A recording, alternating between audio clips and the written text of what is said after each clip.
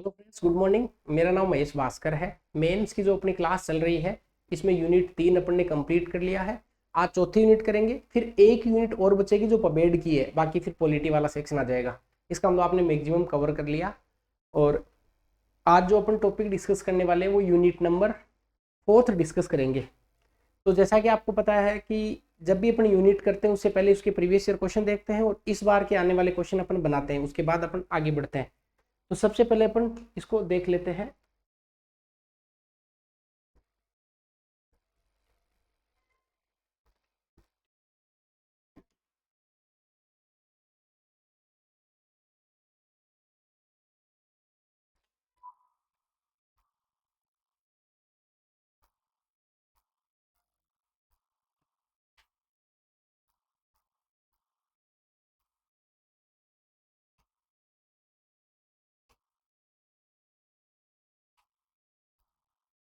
देखिए, ये अपना टॉपिक अब पढ़ेंगे अपन, टॉपिक नंबर 4, जिसका नाम क्या है? प्रबंध के कार्य। मतलब जो प्रबंधन होता है उसके क्या क्या फंक्शन होते हैं। निगमित अभिशासन, कॉरपोरेट गवर्नेंस एवं सामाजिक उत्तरदायित्व है। सामाजिक उत्तरदायित्व है, सोशल रिस्पॉन्सिबिलिटी, इसको बोलते हैं कॉरपोरेट सोशल रिस्पॉन्सिबिलिटी, इसको बोलते हैं कॉरपोरेट गवर्नेंस। और ये फिर प्रबंध के कार्य मैन इसका लिखा हुआ है। इसका मतलब आपको याद करना है। वापस से याद करते हैं, पहले में क्या था? पहली यूनिट में लोक प्रशासन का बेसिक आपको परिचय बताया था। लोक प्रशासन का अर्थ क्या है, इसकी प्रकृति क्या है, लोक प्रशासन की भूमिका क्या है, इसका डेवलपमेंट विषय रूप में कैसा हुआ, विकसित और विकासशील देशों में लोक प्रशासन का क्या रोल है। इसके अलावा आपको एनपीए के बारे में अपने थोड़ा सा डिस्कस कर लिया, इसके बारे में अध्ययन के अधिगम अपने एक बार छोड़ दिया है। दूसरे टॉपिक में अपने शक्ति, सत्ता, वैधता, उत्तरदायित्व, प्रत्यायोजन, 5 चीजें देख ली। तीसरे टॉपिक में अपने संगठन के सिद्धांत देखें, जिसमें आपको पद सोपान बताया, आदेश की एकता बताया, नियंत्रण का क्षेत्र बताया। अब आ गया चौथा टॉपिक। चौथा और एक टॉपिक और आने के बाद में पबेड का सेक्शन ही पूरा हो जाएगा। फिर मैंने आपको बताया था पहली क्लास में कुछ एथिक्स का एक यूनिट है, उसके बाद में पॉलिटी की यूनिट है। अब है प्रबंध के कार्य, निगमित अभिशासन, सामाजिक उत्तरदायित्व है। इससे क्वेश्चन कैसे आए हुए हैं, अपना तो वही फोकस है। तो पहली बात मैं बहुत क्लियर कर दूं आपके कि इसमें से जो क्वेश्चन आए हैं परीक्षा में वो छोटे आए हैं और अगली बार भी छोटे ही आएंगे। इसका मतलब सीएसआर और जो कॉर्पोरेट गवर्नेंस जो अभी टॉपिक पढ़ने वाले अपन, उसमें से आपको कोई बड़ा क्वेश्चन नहीं आएगा। इससे केवल आपको छोटे क्वेश्चन तैयार करने से। पहला है कॉर्पोरेट सामाजिक उत्तरदायित्व है। कॉर्पोरेट सामाजिक उत्तरदायित्व को परिभाषित कीजिए, केवल परिभाषा लिखिए इसकी, कॉर्पोरेट सामाजिक उत्तरदायित्व की। फिर अगला देखो, कॉर्पोरेट सामाजिक उत्तरदायित्व कॉर्पोरेट गवर्नेंस के बीच में अंतर समझाइए। इन दोनों के बीच में अंतर आ गया। तीसरा क्वेश्चन है हेनरी फेयोल द्वारा प्रबंध के कोई 5 कार्य लिखिए। तो ये असल में जो है वो पोस्ट कोप की उदाहरणा मैनेजमेंट वाले काम से जुड़ा हुआ है, ये अपने कवर हो जाएगा। इससे नहीं तो अगली यूनिट से अपनों को कवर हो जाएगा। फिर अगला देखिए, लोक प्रशासन के सामाजिक उत्तरदायित्व से आप क्या समझते हैं? क्या समझे आप? इसका मतलब सीधा सीधा यूनिट से क्वेश्चन पूछता है। आते हैं क्वेश्चन पे, क्या क्या क्वेश्चन पूछे जा सकते हैं। पहला क्वेश्चन नंबर 1, यूनिट कौन सी है पहले लिखिए, सिलेबस की यूनिट। निगमित सामाजिक उत्तरदायित्व है।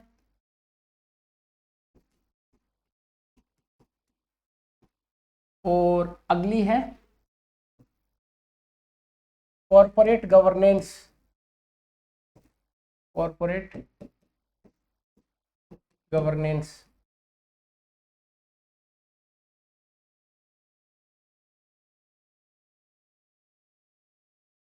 इसका मतलब इसका नाम है सीएसआर और इसका नाम है सीजी, कॉर्पोरेट गवर्नेंस और निगमित सामाजिक उत्तरदायित्व है। ठीक है, कॉर्पोरेट अभिशासन। देखिए, 2 क्लास करेंगे इस पे छोटी छोटी, ताकि आपके और ज्यादा बोर नहीं हो, क्योंकि वो कई बार लंबी क्लासें भी हो जाती है 2-2 घंटे की। इसलिए एक आपसे स्पेशल रिक्वेस्ट और है। कल एक क्लास बनाई थी, आपने देख ली, मुझे पता है इस बात का। पर कल एक क्लास बनाई और ऐसी 3 क्लासें और आएंगी। आरएस मेंस के सिलेबस को मैंने याद करवाया है पूरे सब्जेक्ट के, paper first, paper second, paper third, paper 4। अभी एक क्लास तो पूरी होगी इसमें पेपर फर्स्ट को सिलेबस के जो दो पॉइंट है, जैसे ऐसे याद किया वैसे याद करा, तो एक तो उसको रट लीजिए, कितनी बार देखेंगे आप जाने, और उसको उतनी बार देख लीजिए आपके दिमाग में छप जाए कि आरएस मेंस का ये सिलेबस है। ठीक, दूसरी बात तो कुछ करनी नहीं है, कर रहे हैं। निगमित सामाजिक उत्तरदायित्व, अब हेडिंग लगाओ आप, निगमित सामाजिक उत्तरदायित्व है, ये आपकी यूनिट हो गई, और यूनिट नंबर कौन सी है, यूनिट नंबर 4। तो चौथी यूनिट तक अपन पहुंच गए, एक यूनिट और करनी है, फिर एथिक पब्लिक एड पूरा हो जाएगा, एक यूनिट एथिक्स की करेंगे, फिर पॉलिटी की करेंगे। निगमित सामाजिक उत्तरदायित्व, कॉर्पोरेट गवर्नेंस, इससे क्वेश्चन लिखते हैं। सबसे पहला ले दे के दो ही क्वेश्चन बनेंगे इससे। क्वेश्चन नंबर पहला क्या बनेगा, सीएसआर को परिभाषित कीजिए।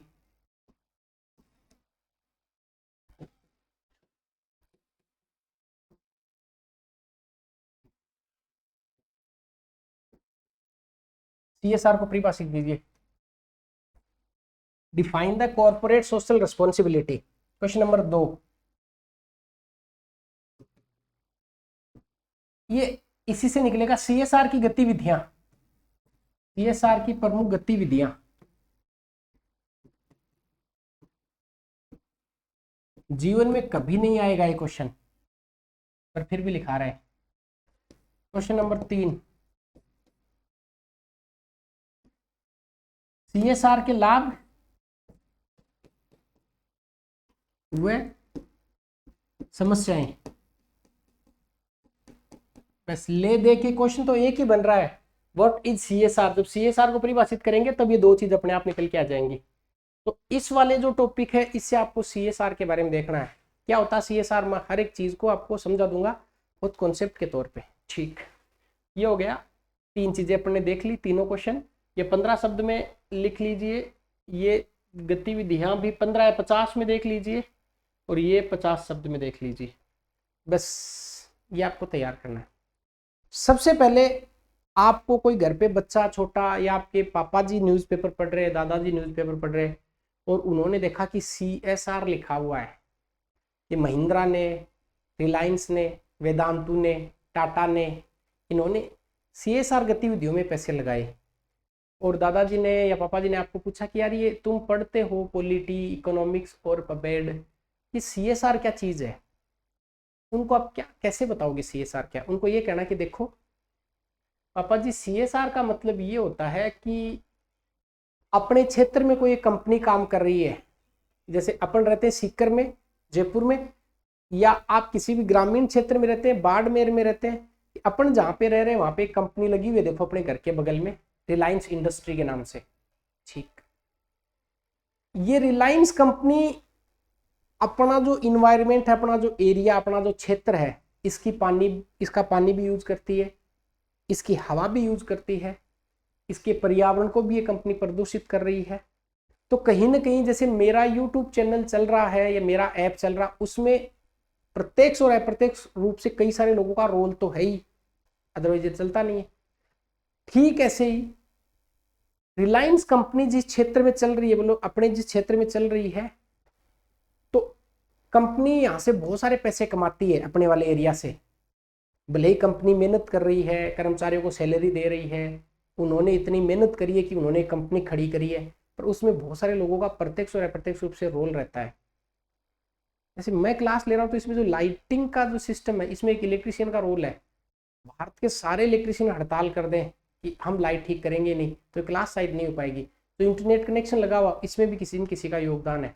तो ऐसे ही कोई कंपनी किसी क्षेत्र में काम करती है, तो बहुत सारे लोगों का उस क्षेत्र का योगदान रहता है। तो आप बताना कि देखो ये कंपनी अपने क्षेत्र से कुछ फायदा ले रही है, बदले में कंपनी जनता के लिए क्या काम करे, जनता के लिए कुछ फायदा कर दे। कंपनी तो बहुत बड़ी है, उसके कोई फर्क नहीं पड़ेगा 1 करोड़ रुपए लगा दिए तो।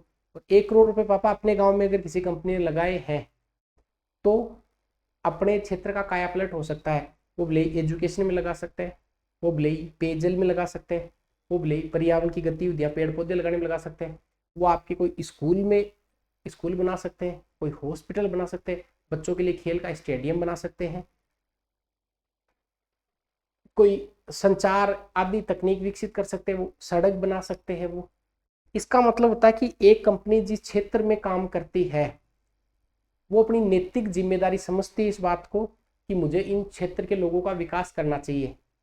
आपने बहुत सारे ग्रुप्स देखे होंगे, टाटा ग्रुप है, महिंद्रा ग्रुप है, वेदांतु ग्रुप है, फिर एक आपको पता है कि बिल एंड मिर्ला फाउंडेशन है। इसके अलावा जितने सारे इंडस्ट्रियलिस्ट होते हैं, उद्योगपति होते हैं, एंटरप्रेन्योर जो होते हैं, जितने बड़े घराने होते हैं, वो चाहते हैं कि हम जनता को कुछ लौटा दें।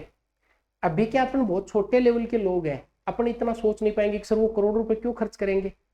एक लेवल पे जाने के बाद में जिनके 8-8, 10-10 हजार, 20-20 हजार, 50-50 हजार की, करोड़ की कंपनियां तैयार हो जाती हैं, उनके लिए फिर वो पैसा सही में मैटर कम करना शुरू कर देता है।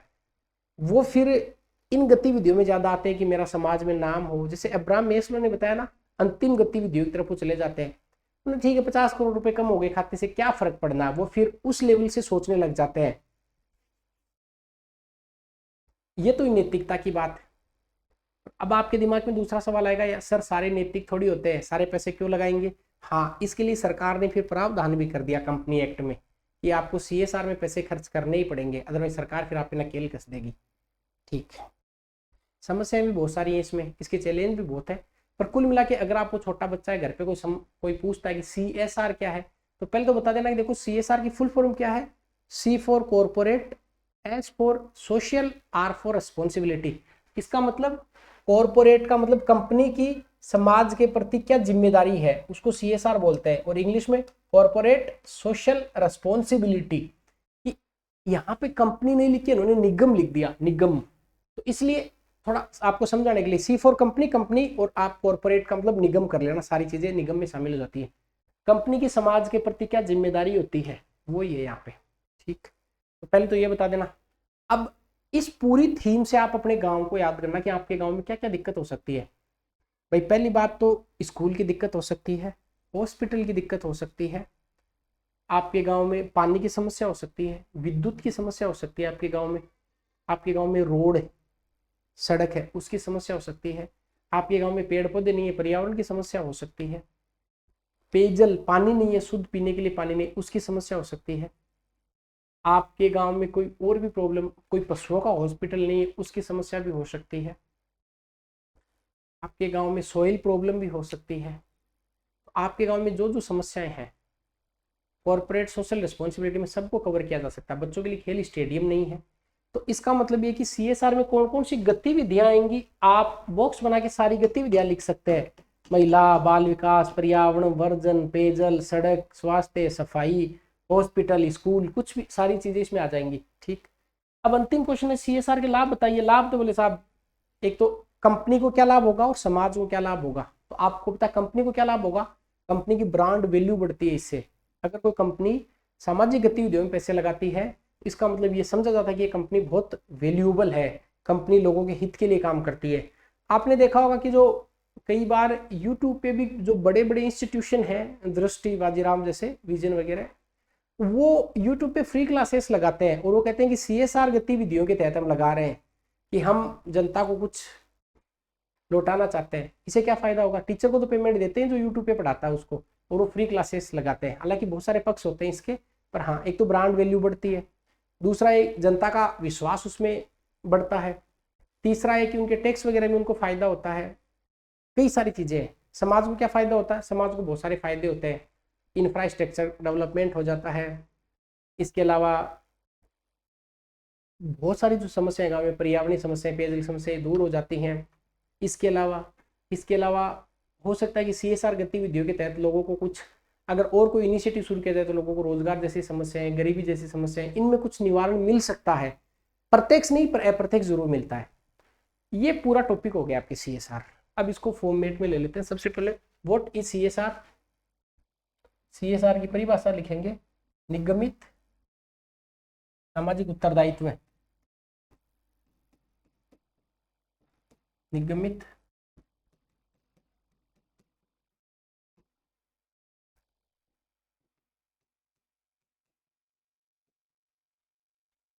सामाजिक उत्तरदायित्व, कॉर्पोरेट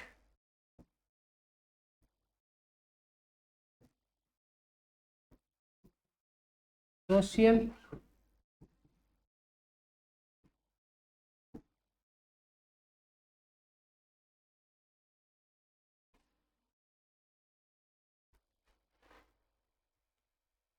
रिस्पॉन्सिबिलिटी। ठीक, अब इसको परिभाषित करते हैं। परिभाषा दो प्रकार से लिखेंगे इसकी। एक परिभाषा लिखेंगे सामान्य परिभाषा, चलो एक ही लिख देते हैं ताकि दिमाग में आ जाएगी आपके, कि सीएसआर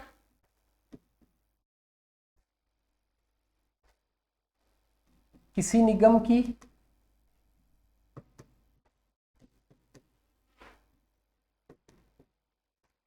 वे गतिविधियां हैं, वे एक्टिविटीज हैं, पहले एक बार मैं थोड़ा सेट कर लूं फिर आप लिखना। गतिविधियां हैं जो कि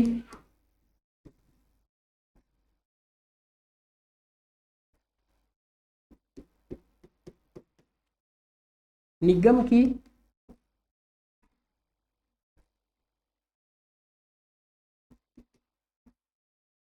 एक बार लिखेंगे नहीं, निगम की उस समाज के प्रति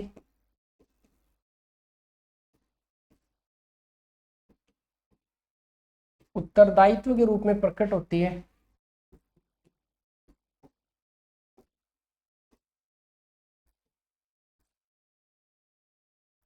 प्लीज अभी एक बार मत लिखना, मुझे एक बार सेट करने तो होती है।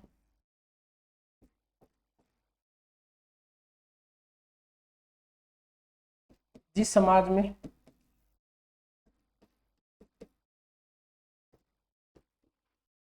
वह कंपनी या निगम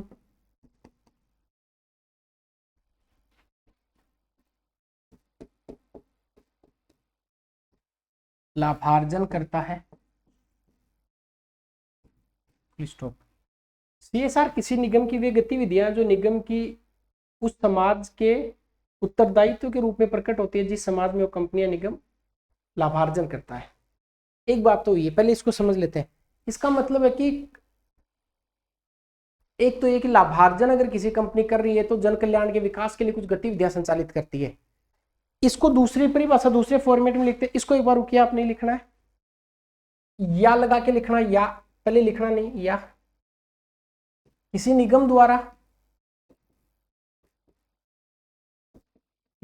द्वारा लाभार्जन के बदले में लाभार्जन के प्रतिफल के या लाभार्जन के बदले समाज में संचालित सामाजिक गतिविधियां।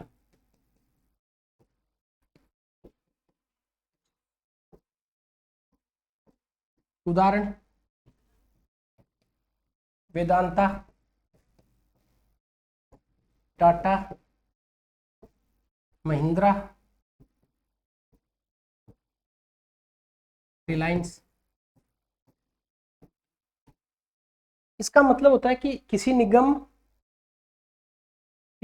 द्वारा लाभार्जन के बदले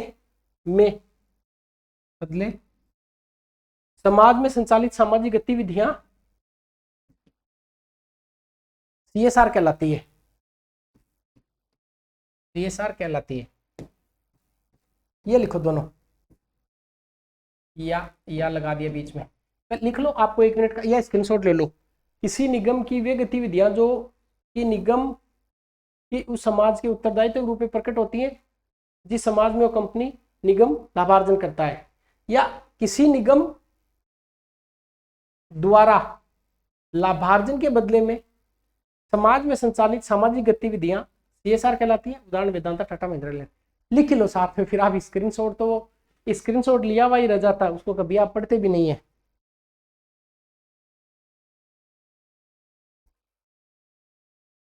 ठीक, तो लिखो।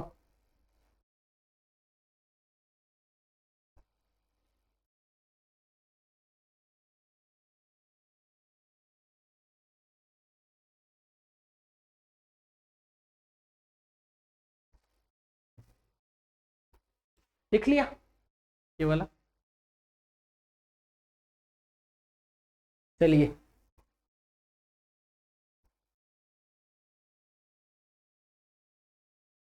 ये तो हो गई एक बात।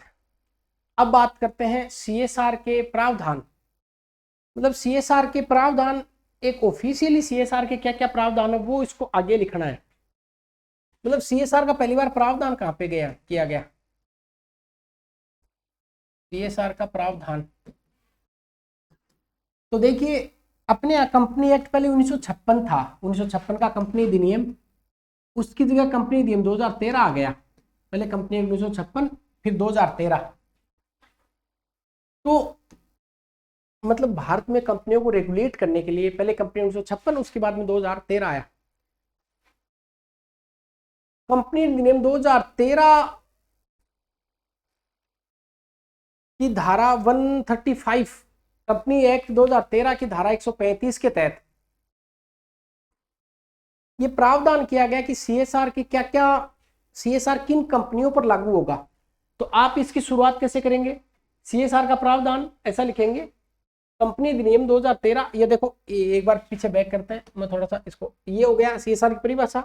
उसके बाद में सीएसआर की प्रमुख गतिविधियां, पर गतिविधियां लेने से पहले सीएसआर की परिभाषा में अपन कंपनी अधिनियम 2013 और लिख देते हैं ताकि लीगल डेफिनेशन भी मिल जाए। ये तो ही सामान्य परिभाषा। अब इसकी कानूनी परिभाषा, कानूनी परिभाषा, कानूनी परिभाषा, सीएसआर की कानूनी परिभाषा।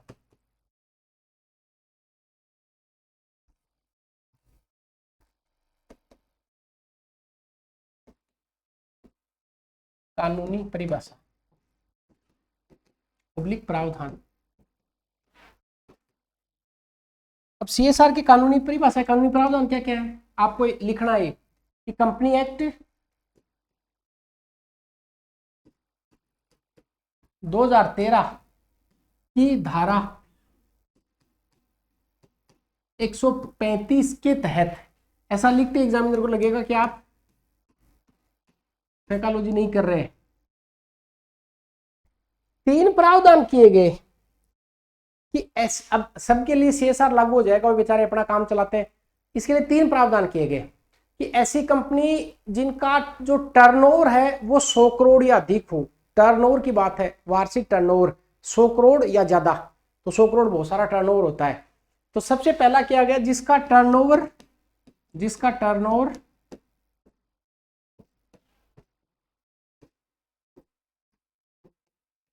100 करोड़ या ज्यादा, ठीक।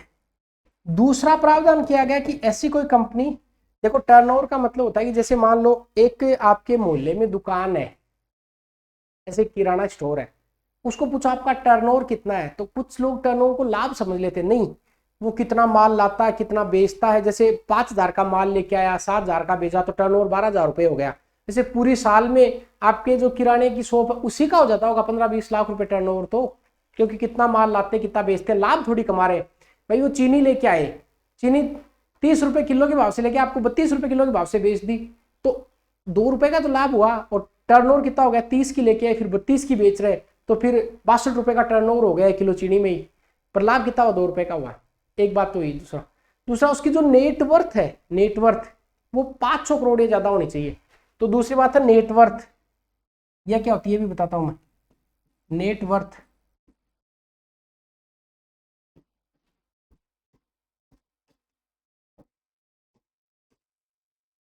500 करोड़ या ज्यादा नेटवर्थ होनी चाहिए। और नेटवर्थ 500 करोड़। नेटवर्थ क्या होती है, जैसे कोई कोचिंग इंस्टीट्यूट है, उसमें कितने सारे बच्चे, या उसी का किराने की दुकान का एग्जांपल लेते हैं, उसका टर्नओवर तो कितना हुआ 1 साल का आना जाना, उसकी नेटवर्थ कितनी है। भाई हो सकता है बिल्डिंग भी हो, उसके पास कोई एक आध उस दुकान में काम भी करता हो, टोटल मिला के अगर उसको बेचे आज पूरी दुकान को इसी हालत में तो कितने की बिके, वो उसकी होती है नेटवर्थ। नेट प्रॉफिट, लाभ कितना होता है 5 करोड़ या ज्यादा। तो तीसरा है net profit, net profit, net profit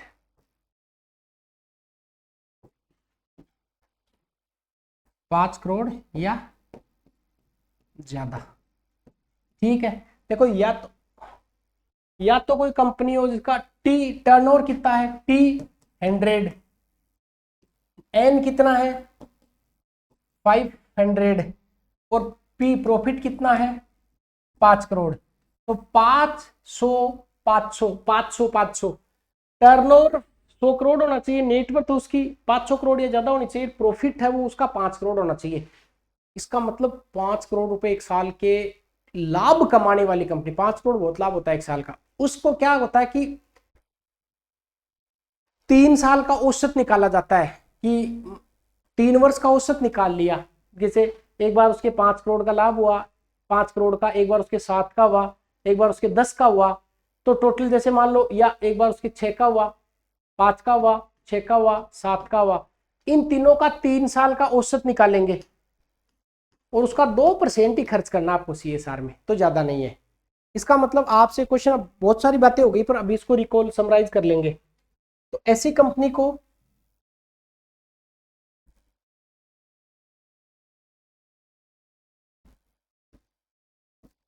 3 वर्षों के औसत 2% को CSR गतिविधियों में खर्च करना पड़ेगा।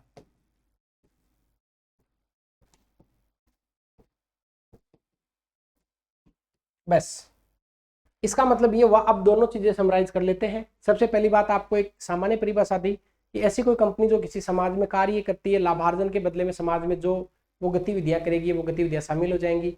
इधर वाली कंपनी के अनुसार क्या परिभाषा है, कंपनी दिन 2013 की धारा 135 के अनुसार एक कंपनी 3 शर्तें, या तो कंपनी का नेटवर्थ कितना हो, कंपनी का नेटवर्थ ऑब्वियस ही बात है कि एक नेटवर्थ होता है, एक टर्नओवर होता है, एक उसका प्रॉफिट होता है। तो ऐसी कोई कंपनी का टर्नओवर 100 करोड़ या ज्यादा हो। दूसरी बात लिखेंगे उसका नेटवर्थ 500 करोड़ या ज्यादा हो, और जो शुद्ध प्रॉफिट है वो 5 करोड़ या ज्यादा हो। तो ऐसी कंपनी को 3 वर्ष का औसत लाभ निकाल लेंगे कितना हुआ, और उसका फिर 2% उनको खर्च करना है किसमें, CSR गतिविधियों में। ठीक है, अब अगली बात लिखेंगे CSR की गतिविधियां कौन कौन सी चीजों में CSR खर्च करती है। तो लिखो अगला CSR गतिविधियां,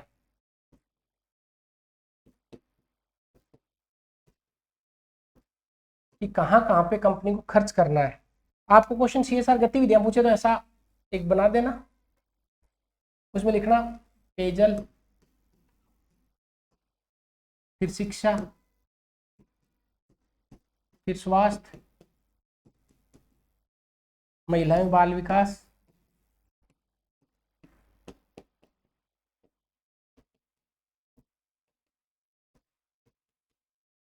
पर्यावरण,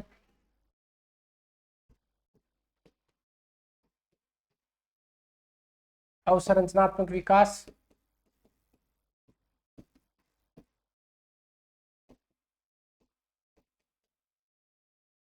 इसमें आ जाएगा जैसे सड़क, परिवहन, विद्युत, इसके बाद आ जाएगा खेल कूद गतिविधियां,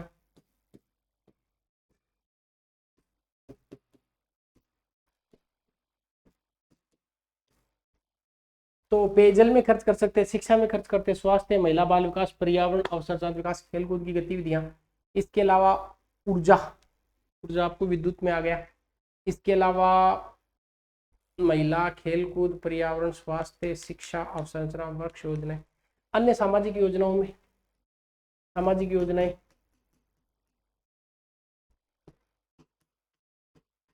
ये उत्तर ऐसा कैसा लिख के आना आपको। आपको पूछा जाए कि CSR की गतिविधियां बताएं, तो आप CSR की गतिविधियों में ऐसा कैसा उत्तर लिख के आएंगे। ये हो गया आपका CSR और उसकी गतिविधि। अब देखते हैं CSR के लाभ क्या क्या होने चाहिए, CSR के लाभ क्या होंगे। तो CSR के लाभ 2 स्तरों पर लाभ देख लेंगे अपन, समाज के स्तर पर लाभ और कंपनी के स्तर पर लाभ। ये हो गया। अब ये छोटा आसान टॉपिक है, हो गया पूरा बस। CSR के लाभ बताओ, CSR लाभ, CSR लाभ को अपन 2 भागों में बांट के देख लेंगे।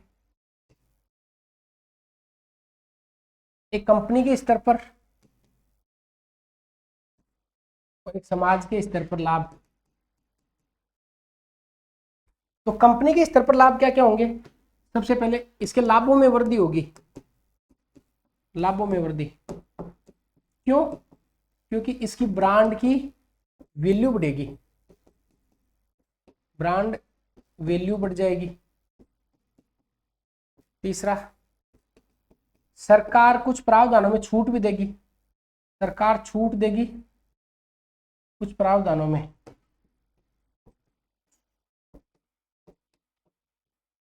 ठीक है, जनता का विश्वास बढ़ेगा इसमें।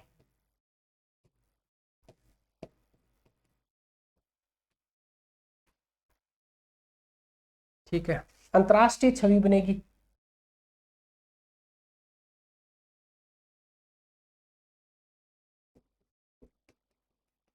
अंतर्राष्ट्रीय छवि क्यों? क्योंकि निर्यात में वृद्धि। अपन जब भी निर्यात बढ़ेगा इसका, जब भी अपने विदेश में कोई माल भेजते हैं तो वहां पे कई बार तो अपने सामान पर इसलिए ड्यूटियां लगाई जाती है कि अपन बाल श्रम का यहाँ पे प्रयोग करते हैं, पर्यावरणीय गतिविधियों को मैनेज नहीं करते इसलिए। दूसरा ये कि साहब जो हितधारक है और जो उपक्रम के मध्य जो संबंध, जो शेयर होल्डर है, जो कंपनी, उसके मध्य संबंध बेहतर बनेंगे।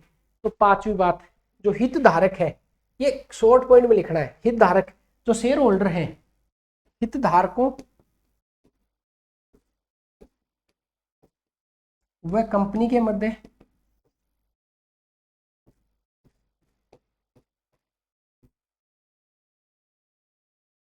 बेहतर संबंध बनेगा, बेहतर संबंध। अब बात करते हैं समाज को क्या क्या लाभ होगा। तो नंबर 1, समाज को अवसंरचनात्मक विकास होगा। दूसरा, पर्यावरणीय गतिविधियों में सुधार होगा। तीसरा, अप्रत्यक्ष, प्रत्यक्ष और अप्रत्यक्ष लोगों को रोजगार बढ़ेगा। अप्रत्यक्ष या प्रत्यक्ष रोजगार।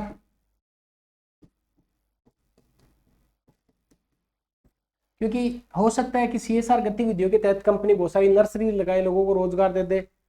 इसके अलावा जीवन स्तर में वृद्धि, जीवन स्तर बढ़ेगा। ऐसा 5 6 6 3 4 10 पॉइंट हो गए। 10 पॉइंट में तो आपका काम बढ़िया से सेट हो जाएगा पेपर में। अब बात करते हैं सीएसआर को लेकर क्या क्या प्रॉब्लम्स है, समस्याएं क्या क्या है। अब ये बहुत छोटे छोटे पर्सन हैं जो आप हैंडल कर रहे हो। अब लिखते हैं सीएसआर की समस्याएं या चुनौतियां। तो सीएसआर चुनौतियां मतलब सीएसआर की जो गतिविधियां हैं कॉर्पोरेट सोशल, इसमें चैलेंजेस क्या क्या है। अभी तो आपको सब कुछ अच्छा अच्छा दिख रहा था, ये हो जाएगा वो हो जाएगा, पर पहली बात तो है कि कंपनी वे करना ही नहीं चाहती है। करती है तो भी सीमित क्षेत्रों पर करती है। कुछ जिस क्षेत्रों में जहाँ पे कंपनी लगी वो वहीं पे कर देती है। साथ में जो लोकल जो स्थानीय एजेंसी उनके साथ में उनका संबंध स्थापित नहीं होता है। ग्रामीण क्षेत्रों में एनजीओज नहीं है तो वो पैसे खर्च कैसे करें। लोगों में जागरूकता का अभाव है। सीएसआर का अगर कोई पालन नहीं करता तो उसके लिए कोई दंड का प्रावधान भी नहीं किया गया। तो सबसे पहले कि सीएसआर का क्षेत्र बहुत सीमित है। क्षेत्र क्या है? सीमित है। दूसरा, भौगोलिक सीमा। मैं समझाता हूं क्या है भौगोलिक सीमा। जैसे शिक्षा, पेयजल तक ही सीमित है, बाकी गतिविधियों में पैसे ही खर्च नहीं करते हैं। भौगोलिक सीमा का मतलब जिन क्षेत्रों में ज्यादा कंपनियां हैं, जो क्षेत्र औद्योगिक दृष्टि से समृद्ध है, वहीं पे खर्च, वहीं पे सीएसआर। ये मतलब जैसे मान लो महाराष्ट्र में बहुत ज्यादा कंपनियां हैं तो फिर सीएसआर की गतिविधियां वहीं पे होती है, फिर बिहार में क्यों होंगी। इसके अलावा लोगों में जागरूकता का अभाव पाया जाता है। लोगों को पता ही नहीं है। अपन को ही आज पता लगा कि कुछ ऐसा होता है। जागरूकता का अभाव। अगर कोई कंपनी इसका उल्लंघन करती है तो उसके लिए दंड का प्रावधान नहीं है।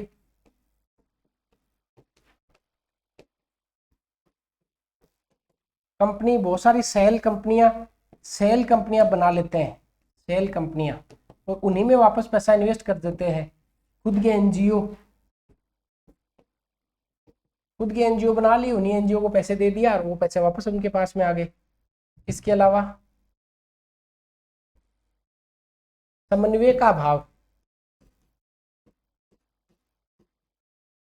समन्वय अभाव किस किस के मध्य? कंपनी के मध्य और स्थानीय प्रशासन के मध्य, स्थानीय प्रशासन। सातवां, एनजीओज नहीं है, क्योंकि पैसा कंपनी किसके माध्यम से खर्च करेगी, एनजीओ के माध्यम से, तो एनजीओ नहीं है। अब एनजीओ नहीं है तो ऑब्वियस सी बात है कि कंपनी किस प्रकार से पैसा खर्च कर लेगी। ये मेरे हिसाब से आपका सीएसआर वाला टॉपिक पूरा हो गया है। 2 पेज 1.5 पेज से ज्यादा इसके नोट्स नहीं बनने चाहिए, इसको बार बार बस घोट लो, और आप जब भी टेस्ट सीरीज लिखेंगे आपको सारे क्वेश्चन वहां पे मिल जाएंगे। तो वापस से रिकॉल करवा दूं पूरा, सीएसआर होता क्या है। तो सीएसआर का मतलब होता है कि जिस क्षेत्र में कंपनी रहती है, जहां से वो लाभ का अर्जन करती है, उसके बदले में समाज को कुछ प्रतिफल दे, वो सीएसआर है। सीएसआर की लीगल डेफिनेशन है कंपनी दिन 2013 की धारा 135 के अनुसार ऐसी कंपनीज का नेटवर्थ, शुद्ध प्रॉफिट और टर्नओवर 100 करोड़ रुपए, नेटवर्थ 500 करोड़ रुपए, और जो उसका लाभ हो 5 करोड़ रुपए। अगर ये होता है तो उसको 3 वर्ष का 2% खर्च करना पड़ेगा सीएसआर गतिविधियों में। गतिविधियां आपको समझ में आएगी, बहुत सारी गतिविधियां हैं, शिक्षा, स्वास्थ्य, पेयजल है, पर्यावरण है, महिलाएं बाल विकास है, अवसंरचना, सड़क है, विद्युत है, ये सारी चीजें, ये सारी की विशेषताएं आपको समझ में आई गई। लाभ क्या होंगे, कंपनी को लाभ होंगे, समाज को लाभ होंगे। समस्या क्या क्या है, इसके लिए कोई कठोर कानून का प्रावधान नहीं किया गया, सेल कंपनियां खड़ी हो जाती है, एनजीओज नहीं है, स्थानीय प्रशासन में कोऑर्डिनेशन नहीं है, सीमित क्षेत्रों में कंपनी खर्च करती है और सीमित एरियाज में खर्च करती है। ये हो गया आपका सीएसआर टॉपिक पूरा। अगले क्लास में पढ़ेंगे निगमित अभिशासन। ओके, तो नेक्स्ट क्लास में मिलते हैं।